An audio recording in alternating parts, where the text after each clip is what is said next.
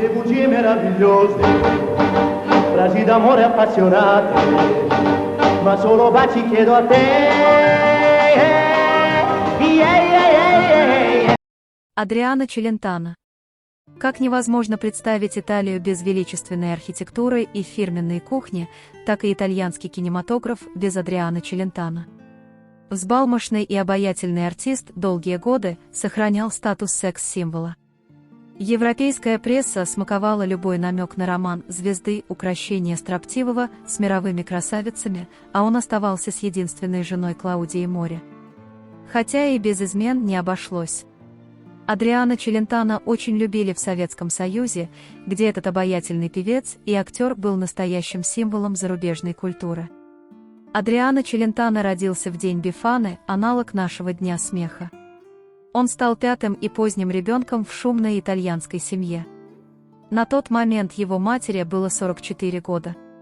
С детства он отличался отличным чувством юмора и артистизмом. Когда Адриано было 12 лет, умер отец мальчика. Чтобы помочь семье, он бросил школу и пошел работать к своему дяде-часовщику. Но творческое начало требовало выхода, и в 17 лет Адриано основал свою музыкальную группу Rock Boys. Вскоре вся Италия знала певца Адриано Челентано, он выступал с концертами, писал свои песни, побеждал на фестивалях и выпустил первый студийный альбом. Когда его призвали в армию, в казармы он вошел уже звездой итальянского рок-н-ролла. Вскоре выяснилось, что молодой человек страдает аэрофобией до такой степени, что, оказавшись первый раз в самолете, потерял сознание и несколько дней не мог прийти в себя. Аэрофобия осталась с ним на всю жизнь и сильно ограничила географию гастролей и путешествий. В 25 лет Адриано Челентано уже снимался в фильме про себя. Комедия «Какой-то странный тип» рассказывала придуманную историю о том, как однажды Челентано приехал на отдых в маленький курортный городок, и его попросили дать один концерт. Главную женскую роль играла молодая актриса Клаудия Море, с которой у актера завязался роман, а позже они поженились. 19-летняя Клаудия Море была уже популярной певицей и даже успела сняться у классика итальянского кино Лучино Висконти. Она встречалась с известным итальянским футболистом, и неказистый юноша в мятой рубашке поначалу ее не впечатлил. Но он нашел к красавице подход, пригласил ее на свой концерт. Море увидела на сцене совсем другого человека. Его экспрессия буквально сбивала с ног. А еще со сцены она услышала признание в любви, и футболист был забыт. Вскоре супруги вместе выступали на фестивале в Сан-Ремо. Этот фестиваль не давал Челентано покоя, он 3 раза участвовал, но проигрывал. И Клаудия принесла ему удачу, они победили. Их браку уже 60 лет, и до сих пор Челентано называет ее идеальной женщиной. Супруги вырастили 3 детей, а сейчас воспитывают единственного внука. Дети тоже выбрали творческие профессии. На съемках фильма «Укрощение строптивого» Адриано Челентано увлекся своей партнершей Орнеллой Мути. Об их отношениях знала вся съемочная площадка, хотя актеры их тщательно скрывали. Они встречались 2 года, после «Укрощения строптивого» оба получили приглашение в комедию с говорящим названием «Безумно влюбленный», но по-прежнему не афишировали роман. Челентано раскрыл эту тайну в интервью 2008 года и тогда же признался, что жена тоже была в курсе и даже хотела развестись. Орнеллу Мути откровения актера возмутили, она не поняла, зачем это надо было делать спустя почти 30 лет. В 1987 году Адриано Челентано первый и единственный раз прилетал в нашу страну. Он получил приглашение от Союза кинематографистов и лично генсека ЦК КПСС Михаила Горбачева. Этот приезд стал настоящим событием и для актера, и для огромной армии его поклонников. Он привез свой фильм «Джоан Луи», который провалился в Италии, но с успехом прошел у нас. Челентано в СССР любили настолько, что были готовы простить ему слабые работы. Во время визита актер дал интервью, в котором поблагодарил наших зрителей и сказал: «Еще в детстве я представлял себе Россию как сказочную страну.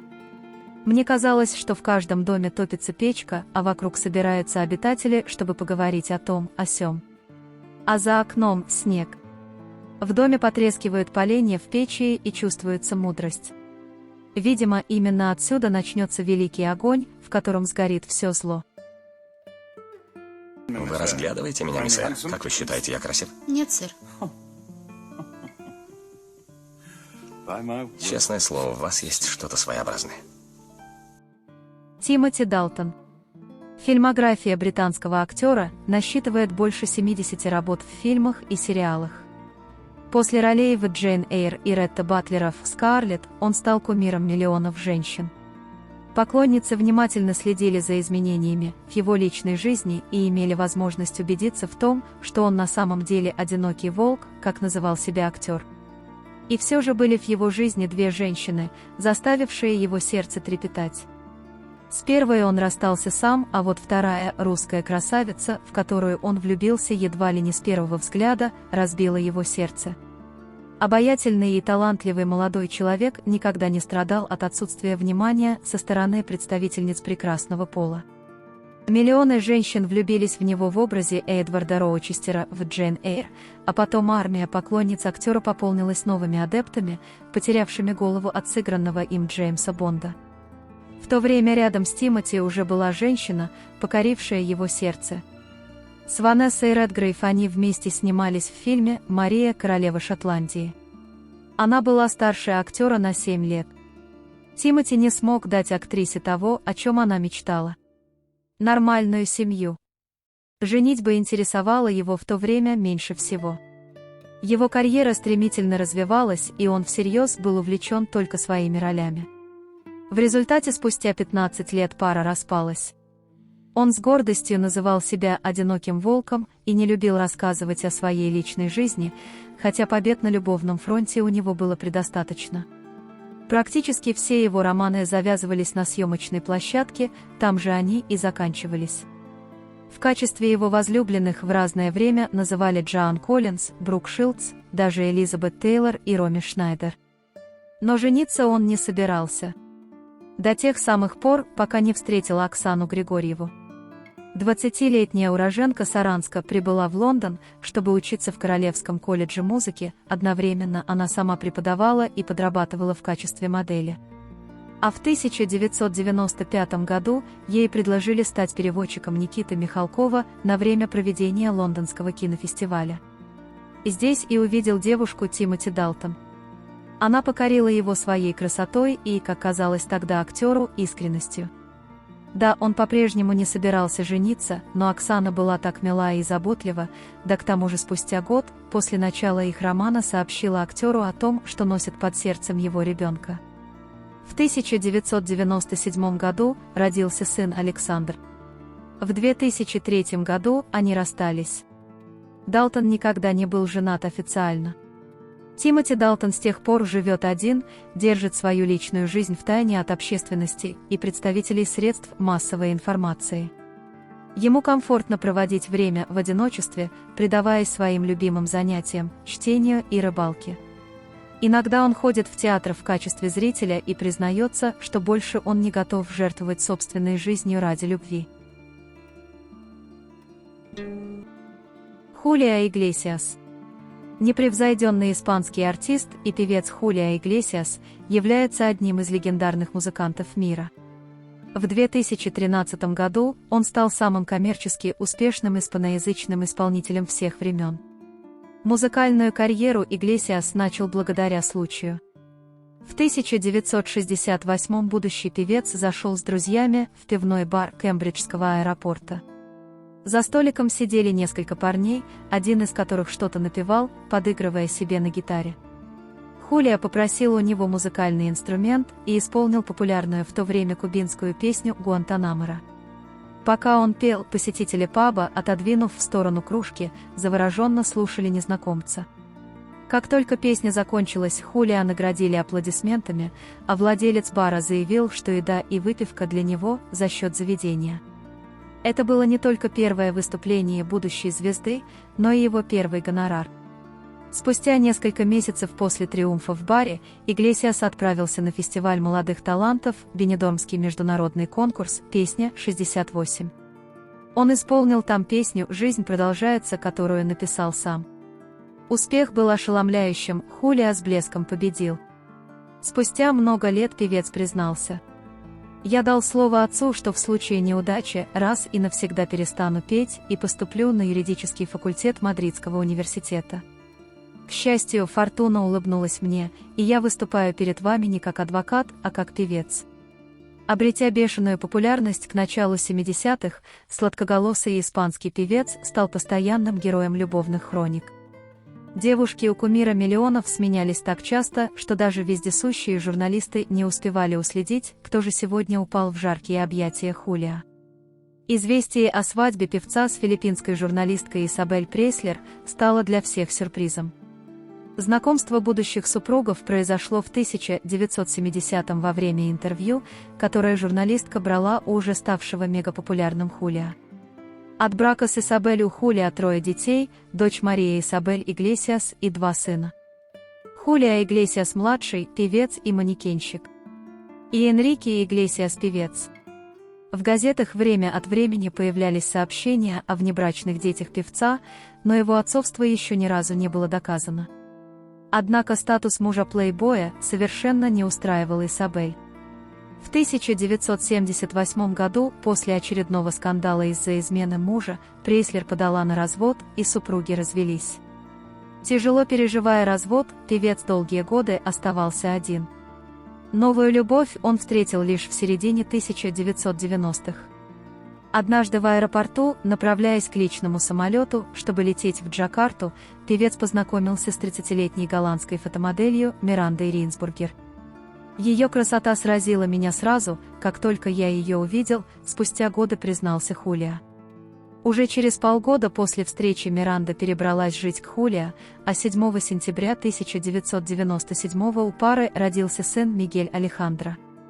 Через 2 года появился на свет Родриго, в 2001 – близнецы Кристина и Виктория, а в 2007 году – сын Гильермо. Бракосочетание 65-летнего певца и 44-летней Миранды Ринсбургер состоялось 26 августа 2010 через 15 лет после начала отношений. Скромная церемония прошла в часовне рядом с поместьем Хулио в Марбелье. На свадьбе присутствовали лишь дети молодоженов. Старшие отпрыски певца на торжественную часть приглашены не были. Женщины – главные учителя моей жизни. Они научили меня всему, чему не в состоянии научить мужчины.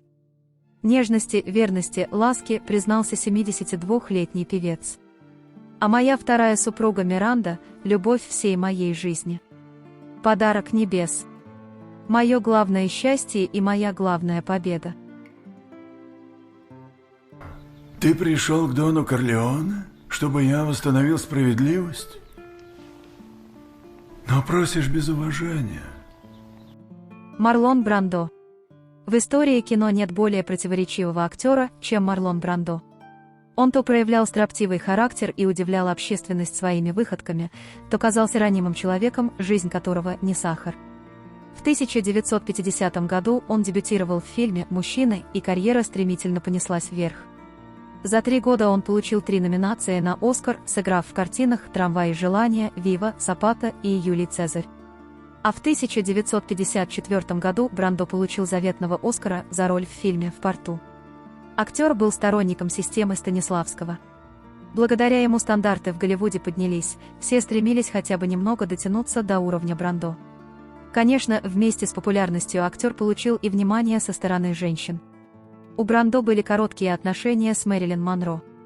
А в 1957 году Марлон впервые женился. Его избранницей стала индийская актриса Анна Кашфи. Тогда же у Брандо появился первенец, сын Кристиан. Но 2 года спустя его брак распался.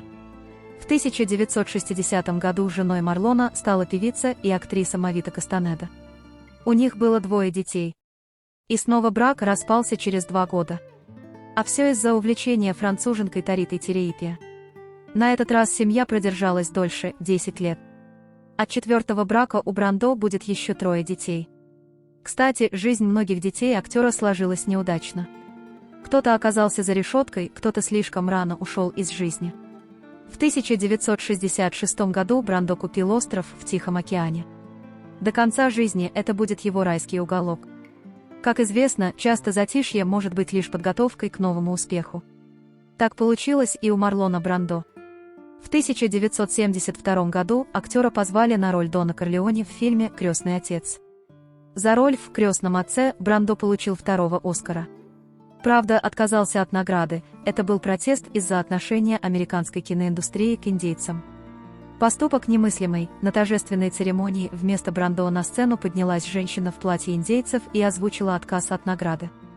В последний раз Брандо сыграл в фильме «Медвежатник» в 2001 году. А в 2004 году актера не стало, ему было 80 лет. Тот самый остров, который так любил Брандо, отошел его наследникам и вскоре был продан. Сейчас там расположен роскошный курорт.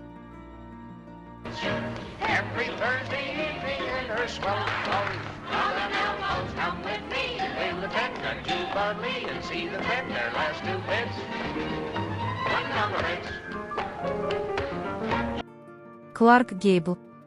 Знаменитый актер Голливуда периода Золотого века, известный у нас по фильму «Унесенные ветром», слыл сердцеедом и самым желанным мужчиной Америки. Официально он был женат 5 раз. Сколько у него было помимо этого романов, он, наверное, не смог бы сказать и сам. Но его поклонницы не подозревали о том, что на самом деле Кларк Гейбл был однолюбом, и его сердце всю жизнь принадлежало одной женщине, которую он потерял при трагических обстоятельствах.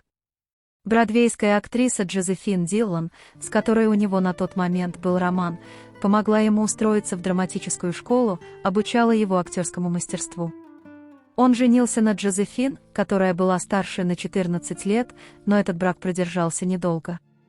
Гейбл начал крутить один роман за другим с актрисами бальзаковского возраста, а после снова женился. На этот раз на вдове нефтяного магната, которая тоже была значительно старше него. Актер никогда не скрывал того, что в первые 2 раза женился по расчету. В 1932 году на съемках картины «Трудный мужчина» Гейбл познакомился с Кэрол Лоумбард. Оба были несвободны, и об их романе стало известно лишь в 1936 году. Тем временем слава Гейбла ширилась. К 1935 году он снялся более чем в 30 картинах и получил Оскара. Тогда же одна из возлюбленных актера, Лоретта Янг, родила от него дочь Джуди Льюис, но долго скрывала обстоятельства появления девочки на свет.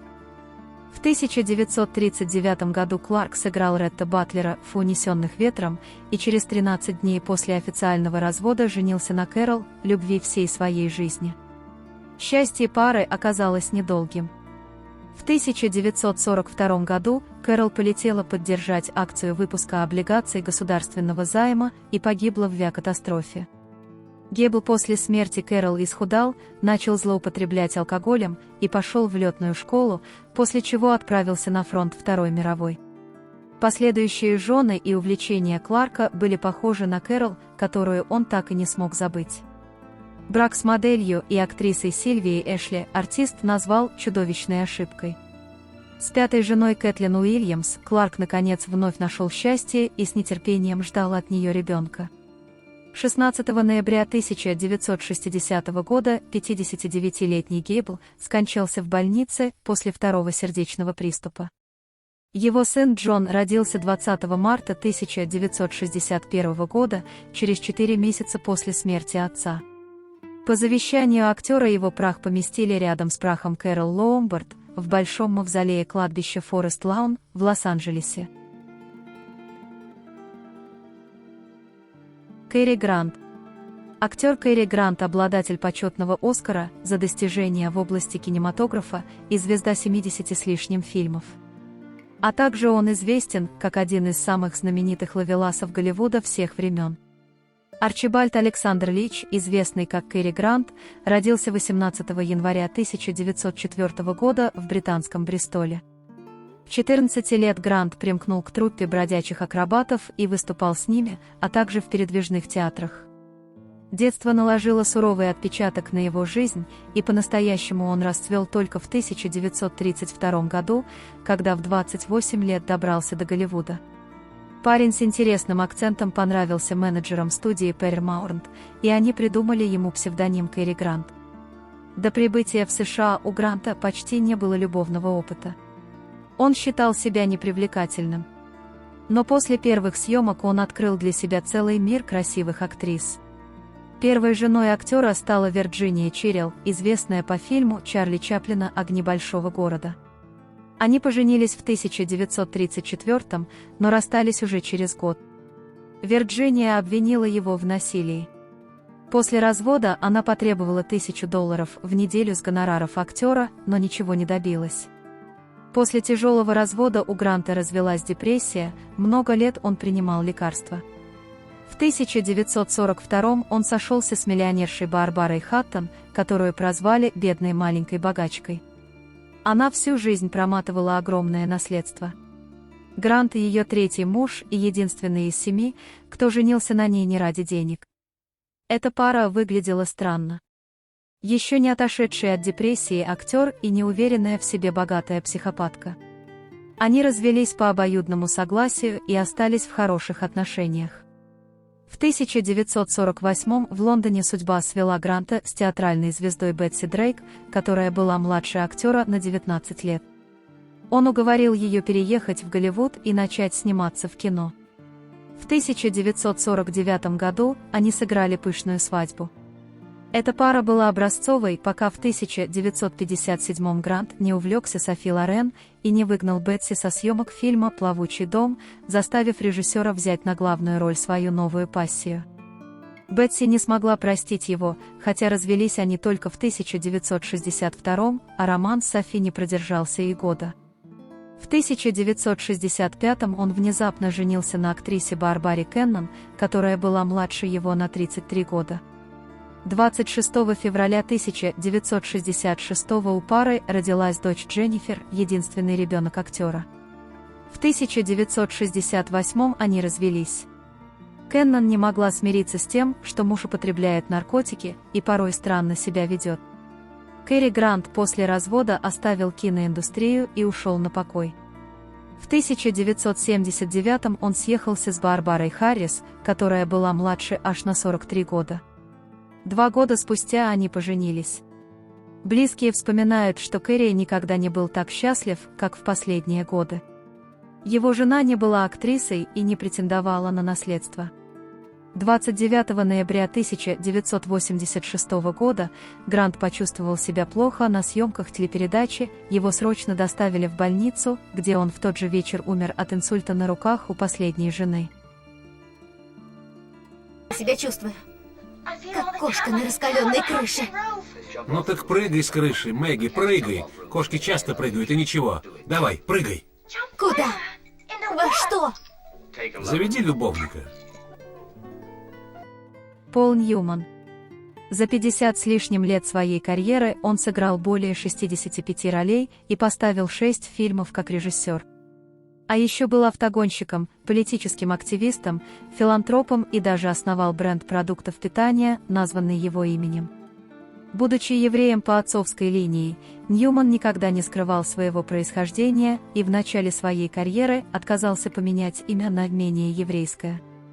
Во время Второй мировой войны Ньюман служил в ВМС США. На прослушивание в акторскую студию он попал случайно, придя туда за компанию с приятельницей. Как часто бывает в таких случаях, его зачислили, а ее нет.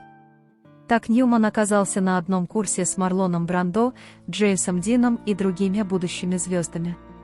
В начале 1950-х Ньюман вполне успешно играл на Бродвее и снимался на телевидении. С актрисой Джоан Вудвард Ньюман познакомился в 1953 году, когда оба участвовали в постановке пьесы «Пикник». Это был его бродвейский дебют. Они сразу понравились друг другу, но Пол был женат, так что следующие несколько лет молодые люди провели, избегая встреч, что было не так-то просто. Поскольку мисс Вудвард тоже поступила в акторскую студию. В следующий раз судьба свела их на съемках фильма «Долгое жаркое лето» в 1957 году, и тогда Пол развелся с первой женой. В следующем году они с Джоан поженились и прожили вместе 50 лет, до самой его смерти. Партнерами на экране они были в 10 фильмах. Ньюман 9 раз номинировался на актерский «Оскар», но выиграл только однажды. В В 1978 году старший сын Пола Скотт, тоже актер, умер от передозировки наркотиков. Ему было всего 28 лет. В память о нем Ньюман основал образовательный центр имени своего сына, который занимается профилактикой наркомании среди детей и подростков. В 1988 году Ньюман основал летний лагерь. Он предназначался для бесплатного отдыха детей, больных раком и другими серьезными заболеваниями. Позже лагерь стал круглогодичным, к организации присоединились больницы и другие учреждения.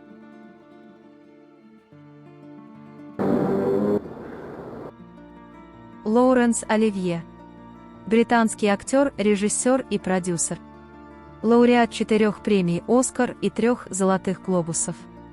Карьера Лоуренса Оливье длилась более 60 лет, и он успел побывать на одной сцене со многими талантливыми актерами, начиная с 30-х и заканчивая 80-ми годами. В 1926 году он устроился на работу в Бирмингемскую репертуарную труппу, где быстро отточил свое мастерство и получил известность. Дальше присоединились и экранизации. Первая его номинация на «Оскар» была за адаптацию «Грозового перевала». Среди других его заметных работ в кино «Ребекка», «Спартак» и «Марафонец». Такой же успех он добился и на телевидении, получив 5 премий Эмми за свою работу на телевидении. У Лоуренса Оливье была бурная личная жизнь. В начале своей карьеры он женился на Джилл Эсмонд, тоже актрисе.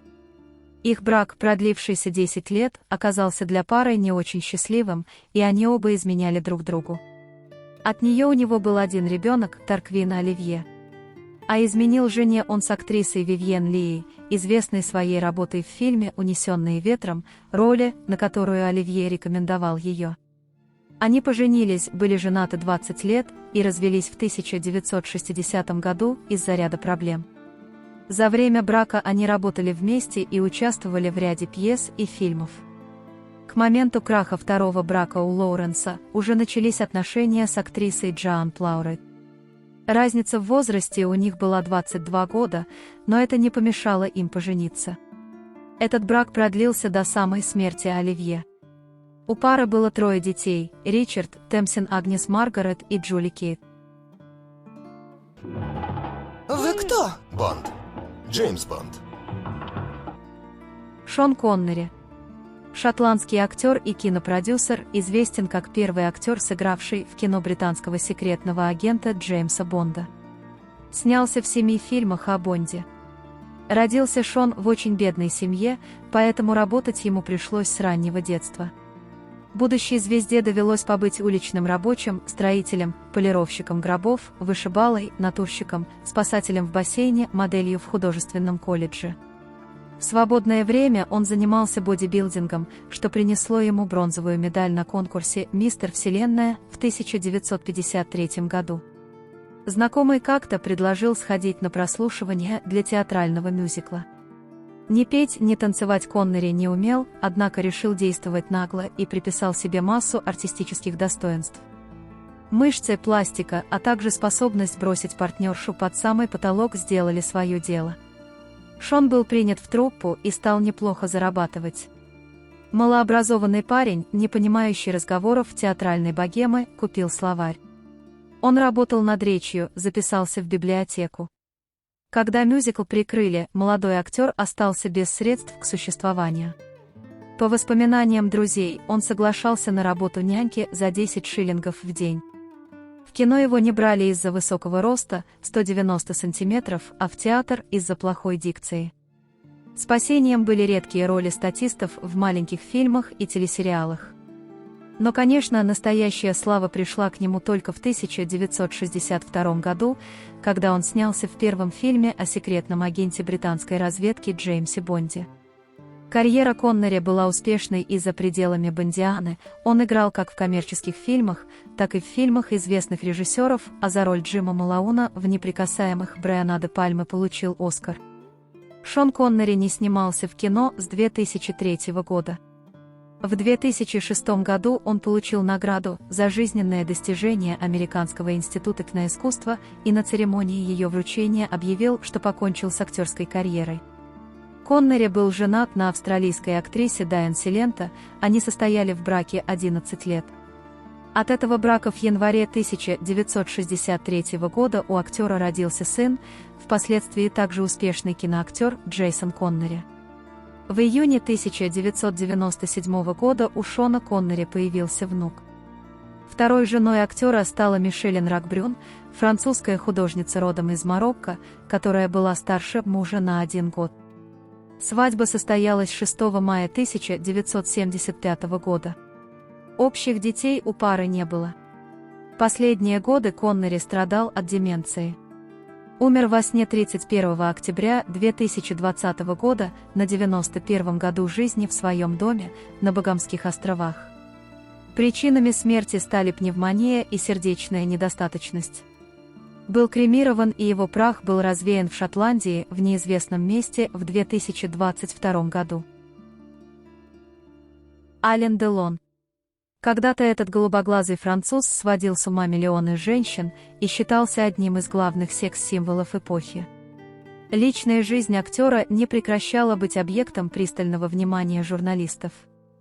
Еще с самого начала его карьеры артисту в разные годы приписывали многочисленные романы с разными женщинами, в частности с Катрин Денёв, Мариной Влади и другими. Пожалуй, точное количество девушек не назовет и сам актер. Что касается детей, то официально актер является отцом 3 детей от 2 своих супруг. На протяжении 5 лет Делона не было видно на экране, в 2017 он заявил о своем уходе из кинематографа.